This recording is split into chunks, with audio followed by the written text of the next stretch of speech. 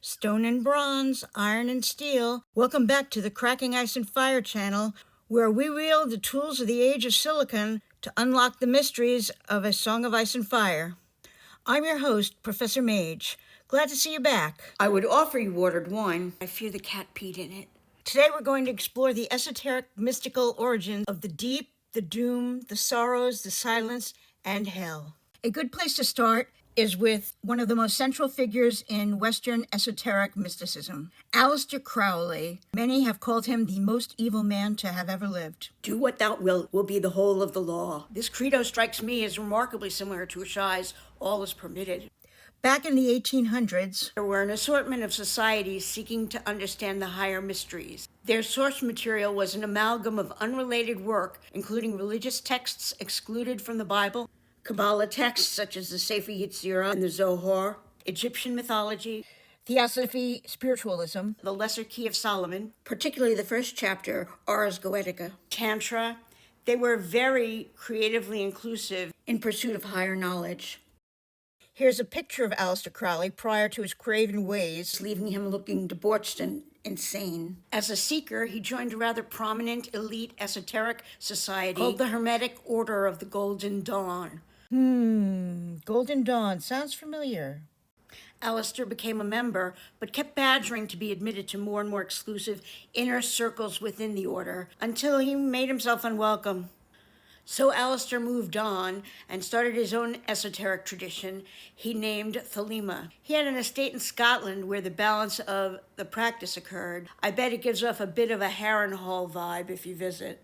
The modern Western esoteric movement we see today was primarily shaped by Crowley's hand. The Tree of Life, derived from the Kabbalah, is a central fixture in most mainstream Western esoteric movements. Among other things, it shares information about the nature of God and the structure of creation. Each of the circles is called a shell or realm, constructed to contain a specific divine energy. There is a second tree. It is called the Qlipoth, the tree of death. It is a dark mirror of the tree of life. Some say it was created from two prior failed attempts at creation, as the shells of the divine attributes cracked, unable to hold the holy light they were to contain. The husks of these damaged shells became the realms of the tree of death. It is Western esoteric traditions that have created a highly embellished narrative of the Qlipoth. This is far from the origins of Jewish mystical writings of the Kabbalah. Many say there are no mistakes. The creation of the Qlipoth, the tree of death, was as intentional as the creation of the Sephirot, the tree of life. Two trees. Here is a table of the Hebrew alphabet. It has an assortment of information, including the numeric value associated with each letter. Sephirot begins with an S, called Samech. The next consonant in Sephirot is an F, called a Fe. Qlipoth begins with a Q, called Kaf, later followed by a P, called Pe. The tree of death, the Qlipoth, is said to be made of the cast-off broken husks of a failed Sephirot, tree of life. If we look at the Samech of the Sephirot and break it into places, it results in the Kaf of the Qlipoth. If we look at the Fe in Sephirot and add a dot disconnected from the rest of the letter, it results in the Pe of Qlipoth.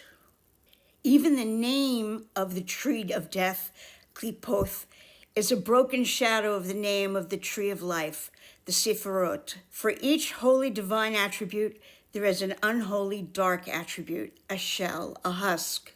George creates a certain amount of discomfort around the letter of Q. That all the cities in A Song of Ice and Fire that begin with the letter Q have dark, unsavory descriptions, Qohor, CQ, and Karth. And the discomfort leaches out over the surnames that also begin with the letter Q. There's a Kabbalistic practice called Gematria, where one looks at names or words and sums up the numeric values of the letters contained in those words for comparison with other words or names. It's considered a promising omen if the bride and the groom have two numbers for their names, where one is a multiple of the other. Many of these Hebrew letters can be written with dots, but only a few of these letters actually change their sound with the addition of dots. In addition to pei and fei, which we've already noted, a vet can be changed to a bet by the addition of a dot in the center, and a shin changes to a sin depending on the location of the dot. Most interesting is when a vav has a dot in its center left, it changes from a consonant to a vowel. Thumbing through the Dothraki dictionary, I noticed that there was an absence of the letter B, the letter P, the letter U, the letter W and X. That's one heck of a coincidence that the Hebrew letters that change sound when you add a dot, making it a broken shape, onto missing letters in the Dothraki dictionary. It certainly marks a reason to consider relationships between things named in Hebrew and at least Dothraki in a world of A Song of Ice and Fire. But there's so much related material to cover here, I'm going to limit and focus on the Qliphoth tree. So there's lots of extra information covered in tables presented that you're welcome to follow up on yourself. Before we look at the shells or the husks, I'd like to look at the natural groups of shells at specific levels. These levels have names, many of which you will find familiar from A Song of Ice and Fire. We literally have labels such as the deeps, the doom, clay death, silence, and lowest earth hell. It seems there's no coincidence that these empty shells, husks of realms, are named after places of catastrophic disaster in A Song of Ice and Fire. But I'll summarize the obvious. The deeps most assuredly referring to the drowned guard and related to the Ironborn. The doom, also known as Abaddon, obviously is relating to the doom of Valeria. The sparse availability of drinkable water and the corrupted wells the Andals and Targaryens were to find reinforced the Children of the Forest's name for Dorne, which is the empty place. The place of the clay of death seems a natural reference to grayscale at the Sorrows along the central part of the Rhoyne. Euron naming his ship the Silence surely suggests that he is seeking to sail through the gates of death. Oblivion, or the shadow of death, surely is referring to the shadow by Ashai. And the mention of hellhounds in the north by Simon Stareyes suggests hell is close by, and a road down may be the very crypts of Winterfell. Now that we covered the levels of the realms, here's a remarkably comprehensive table that is slightly overly optimistic in completely filling in all the boxes in the table. There's far less consensus across esoteric communities than this table might suggest. The left half of this table is all the information available about the Tree of Life, the Sephiroth. The right side of the table is all the information available about the Tree of Death, the Qliphoth.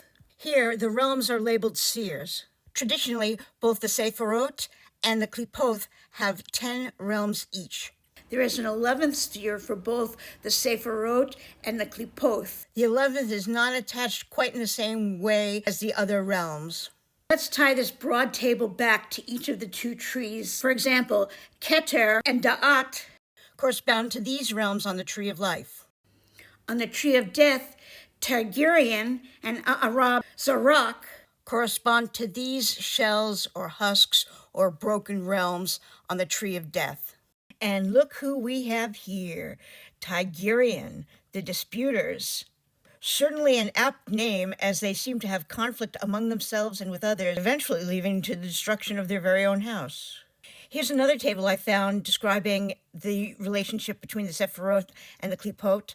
I thought this was interesting in that it has the Merkava version of Ezekiel saying, "And I looked, and behold, a whirlwind came out of the north, a great cloud, and enfolding itself, and a splendor on every side, and Chasmal, brilliance of the innermost flame, in the midst of the fire." This seems quite evocative of imagery from A Song of Ice and Fire. Here's an alternative list of the chiefs of the broken realms of the Qliphoth, and I provide it in contrast to the table which I've been using for the primary analysis.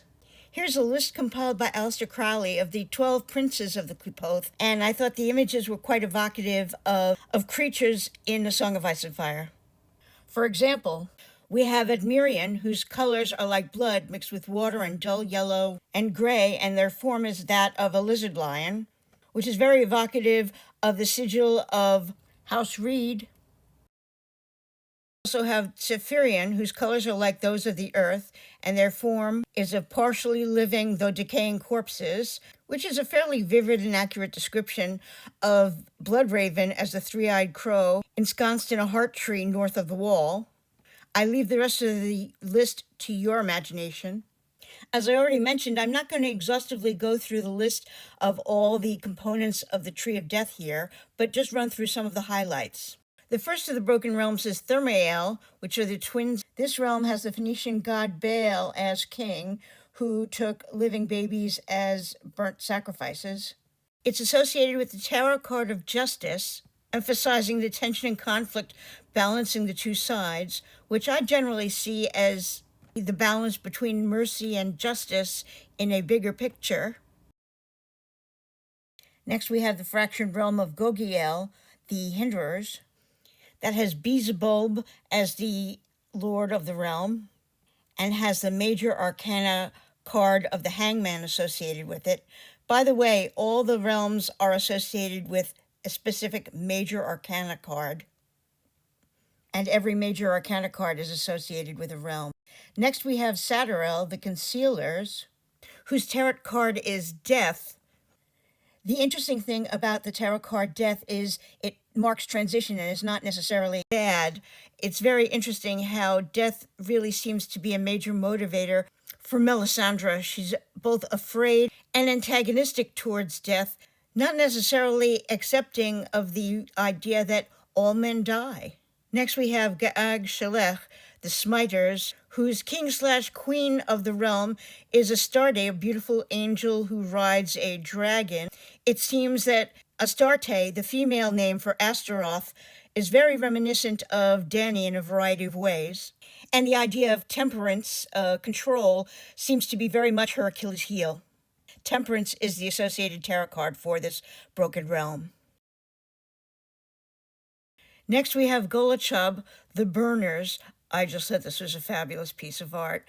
This is very reminiscent to me of Melisandre. And the king of this realm is Asmodeus. Has 3 heads, a bull, a ram, and a human head, and rides a dragon. It's quite interesting that angels typically have 4 heads, while demons only have 3 heads.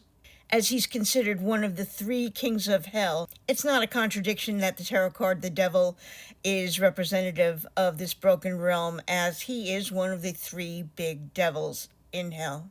I absolutely adore that the Targaryen realm of the Disputers has as a king Belphegor, who's the demon of sloth and is normally portrayed sitting on the toilet. Conjoined with the fact that the tarot card is that of the Tower, I just imagine we now know what Leighton Hightower is doing up there. He's just endlessly sitting on his throne. Next, we have the Arab Zarak, the corrosive ones, also known as the Ravens of Death or the Ravens of Dispersion. I find this extremely evocative, although I haven't nailed down a specific interpretation. Maybe it would just be sort of a bold overkill to think that George actually has very specific interpretations, and they're just supposed to be evocative images that he's decided to draw from. The tarot card associated with this is the Star. So we have the broken realm of Samael, whose ruler is Adrimelech, associated with the major arcana, the moon. It does not seem inappropriate that moon tea would be associated with the realm of poisoners.